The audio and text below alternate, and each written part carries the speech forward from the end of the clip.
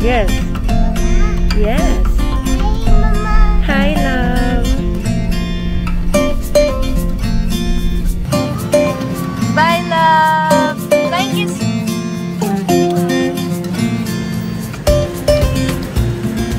Good morning, guys. 8 o'clock AM na. So, ayun, hinahatid na ni Vern si Athena sa play school. So, una, kami talaga ni Vern yung naghahatid sa kanya. Pero, ang hirap kapag ako yung naghahatid sa kanya papunta dun sa mismong play school dahil hindi talaga siya nagpapababa, hindi talaga siya nagpapakuha sa mga teachers. Parang 2 weeks na ata or 3 weeks na hindi ako sumasama maghatid sa mismong play school. So, naka-hazard lang ako dito sa baba. So, ayan. Long day today. Grabe, sobrang busy na tong mga nakaraang araw ko. Especially with work. Pero as much as possible, hindi ko talaga sinaskip yung paghatid sundo kay Athena dahil na-enjoy ko tong gawin. Hindi ko to sinasama sa parang obligations ko. Na-excite lang din talaga ako every time na pumapasok si Athena sa play school kasi nakikita ko talaga yung improvement niya. Well, malapit lang naman to sa bahay nila, Vern. So, pupunta lang kami saglit sa bahay nila para maligo, mag-change, para ma-start na natin yung araw. Pero pa tayong mga bibilhin before the flight at may attendan pa tayong premiere night later. So, ayan. Inom tayo ng mga 5 kape para survive natin ang araw na to. Uy. Sabi ko sa vlog, maliligo ako. Naligo ko ba? Impake kasi ako, bro. Wala na, alala ata nila yung dati nating hatid sundo kay Athena. Pormadong pa tayo. Ayun. Ako.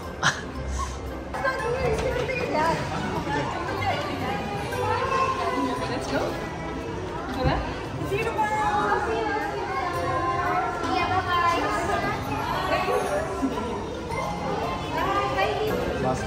Yay daw, yay. Mag-ihi ka daw. Yes, sister. Yes. Sanitize. Hey!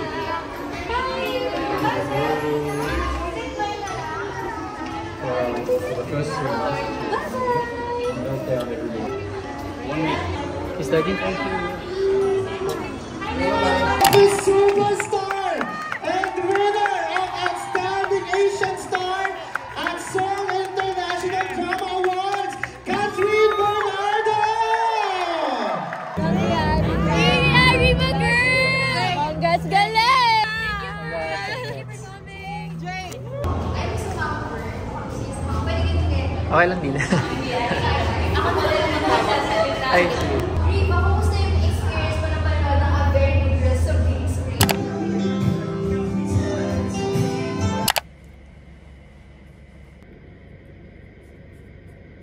Bye! Thank you.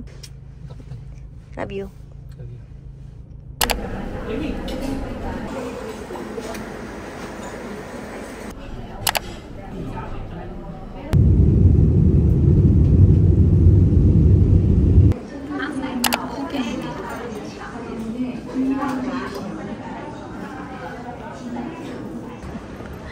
Ba't di naman long hair yung...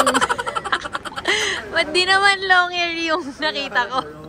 Red shirt or yung long hair? Red shirt lang yung tumama. Quick stop sa Lawson. Dahil mahaba-haba pa yung biyahe at gutom na ako. Asan yung caramel? Ayun, may caramel sila. So sa mga nanonood ng Hong Kong vlog ko dyan, alam nyo na every time na nag-iibang bansa ko, ito talaga yung unang ice cream na hinahanap.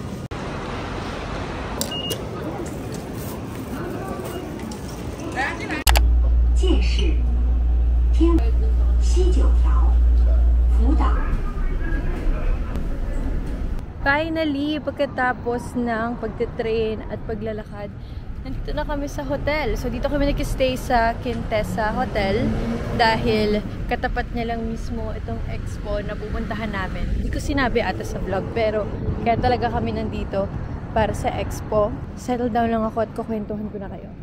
We're here! So, nauna na sila dad yung nag-stay dito sa room ng isang araw. At makikisiksik tayo! Ooh, I like the view! Hi! The beach is back! Happy? Konnichiwa! Hi, mommy! I'm so tired. Annyeonghaseyo! Ang orte na rin. I'm so tired! Pasalamat sa hotel, ha?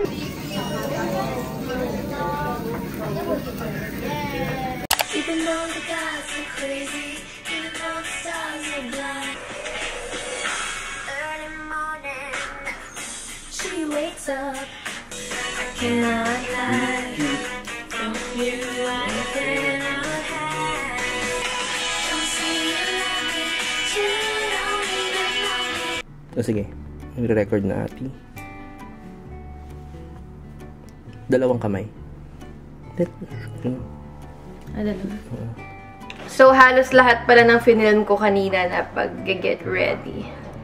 Blurred. Bagong lens kasi itong ginamit ko. Tsaka first time kong gamitin itong Fujifilm na pang vlog. Di ko dinala yung Sony ko. But, okay lang yan. Di na lang ako mabibili. So, today is Expo Day. Kaya talaga kami pumunta dito sa Osaka para sa Cosmo Expo. Ano ba mga pwede kong i-share? Gusto ko mag-share without spoiling kung ano yung pinaplan ko. Pero, I am so excited to attend this event. Sobrang sleepy ko na kahapon at sobrang pagod dahil nga dire-diretso yung araw ko kahapon kaya hindi ako masyado nakapagkwento. But ayun, kasama ko si Daddy, si Mommy, tsaka si Kuya Matt. Kumakain lang ako ng noodles. Wala masyadong restaurant dito sa paligid kaya ito na muna yung kakainin ko. Then after, punta na tayo sa Expo. Walking distance lang siya from our hotel kaya kami dito nagstay. Kaya ayun, let's go! Pati na din ang dragon. Wow! Can I see the dragon? Can I see the dragon?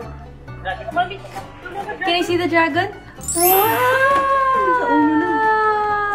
Did you make some moon cake? Can I see the moon cake? Wow! Very good, Lovey!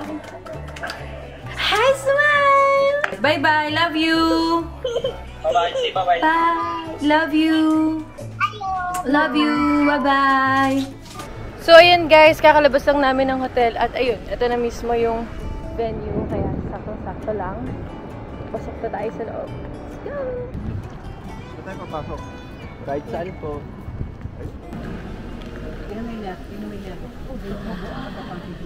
Ganda ng mga packaging.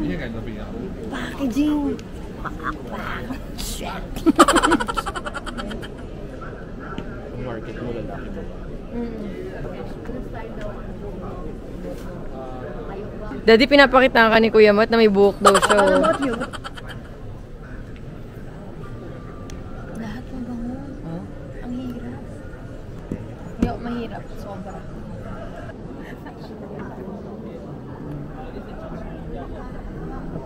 Light Ay, ang green. ganda niyan. Gusto ko ito.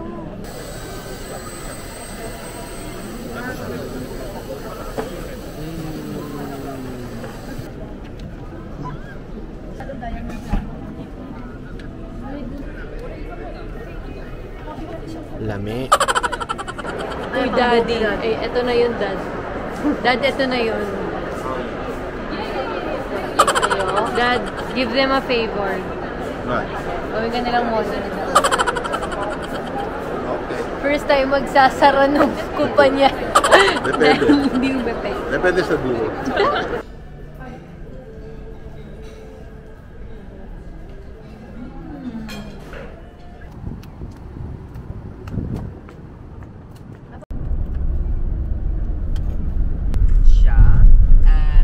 That's something that I'm a big advocate for. Okay, we are now here sa next... Hundilim, Kuya Matt!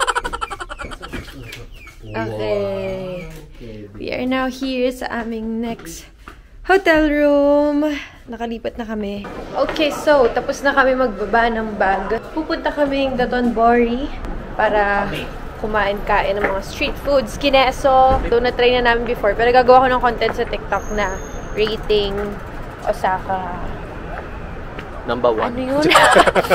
Ano ba yung mga sinasabi doon? Rating Osaka's street foods. Foods in Osaka. Foods in Osaka. Rating. Buti na lang, di tayo naintindihan Basta dito. panoorin nyo yung TikTok ko. So, tatry namin tong famous na... Ano yun? Famous as hindi alam. Ito, yen bun. Yan ba? Coin cheese? Cheese coin. 10 yen bun. Ayan na. Ito na yun, guys. Sobrang init. Let's try this. Diba? Famous eh. Masarap. Pero, siguro, kasi gusto ko matatamis. Masarap naman siya, pero hindi lang sila yung sobrang sarap. Pag tinignan mo siya, sobrang sarap niya tingnan. Out of 10, ay, 8 or 8.5. Pwede na, 8. Siguro 8. Hindi naman kasi sa like hindi masarap, pero masarap Masarap sa siya. Expect lang kami ng too much.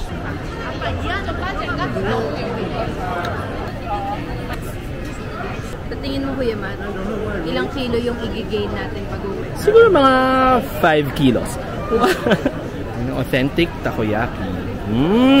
Next guys, try natin yung Wagyu beef.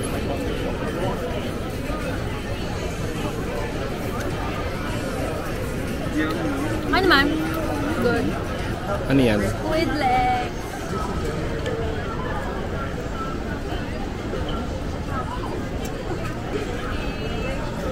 Hop chop. Sarap. Gizzard. Umorder eh. Uy, try mo yun. Masarap ang gizzard. Chewy yan, chewy.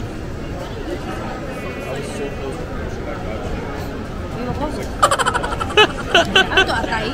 No, gizzard. Balon-balunan. Asang atay? Hindi ko kumakain ng atay. Totoo ba? Hindi ko kumakain ng atay. Kuyat. Copyright! Pero try namin tong cotton candy. Alis yung AUV.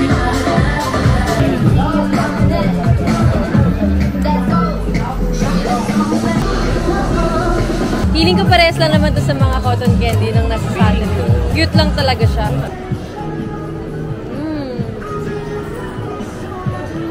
The famous, taas kamay. Paano? Parang iba yun dito. Ay, hindi ganun pala. Dalawa kasi. Dalawa. So, pumuna tayo dito.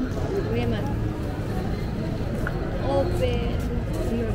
Thank you. Nakakababy girl yung kuko ko. Wala akong mabuksan kahit na ano. These nails. Aray ko. Yung makeup. Sorry. Nag-update pa ako. Saan? Uy. Ito lang ang tingin, ha? Huwag kang titingin dyan sa gilid. Di ba nagtitipid tayo? Huwag kang tumingin sa camera. Street food pala. Street food. Diretso ang Kuya Matt, tingin, hindi ha? ko talaga nakita. Sige, tingnan mo, ha? Pero walang balikan. Okay, 1, 2, 3. Walang bibili, ha?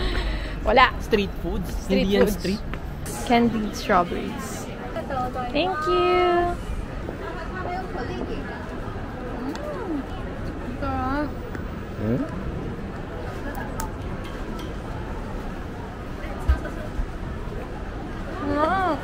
At napa-order pa nga ng isa pa. Dati hindi ko ito nagustuhan sa Osaka. Yan? Oo. Ngayon ang sarap na pala. 1, 2, 3.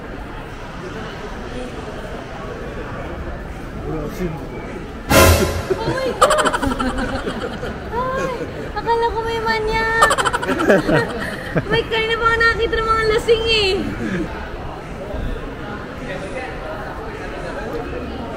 No. Good choice. Sarap.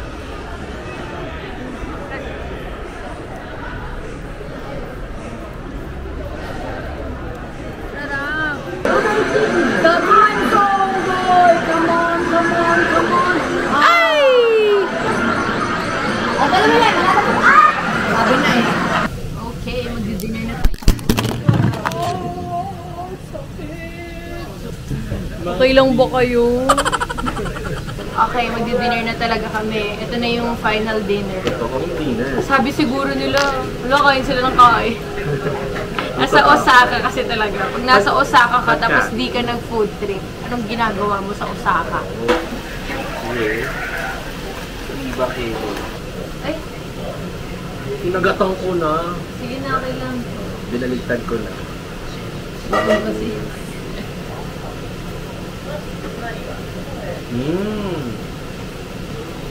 I must say, masarap.